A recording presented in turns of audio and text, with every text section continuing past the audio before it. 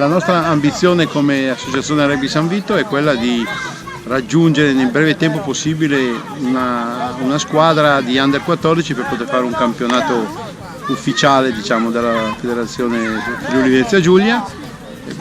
cercando nelle scuole qui limitrofe, qui vicino, ragazzini di seconda, terza media che vogliono magari per qualsiasi motivo avvicinarsi al mondo del rugby e fare questa squadra. Cominciamo già in questi giorni a parlare con professori, con istruttori di educazione fisica delle scuole per vedere se riusciamo a trovare questo gruppo di ragazzi da incominciare a formarlo, ad allenarlo per avere la nuova stagione, la 18-19,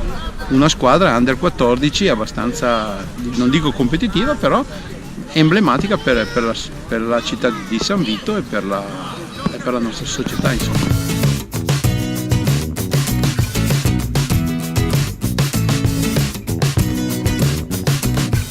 La stagione delle Pantere è cominciata l'11 settembre col primo allenamento. Già rispetto al 2016-17 c'è stato un buon incremento di numeri, siamo passati da circa 40 a 60 nuovi giocatori che da quel momento si stanno allenando qui da noi.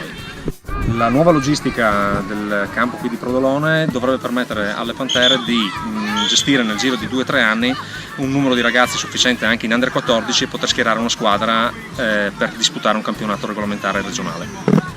Il bacino d'utenza delle Pantere San Vito rispecchia quello che è il motto delle Pantere, appunto, Dulintori il Teliment, cioè da Valvasone fino a Morsano. Perciò tutti i ragazzi di Valvasone, Casarsa, anche Zoppola, Morsano, Cordovado possono venire a provare il rugby.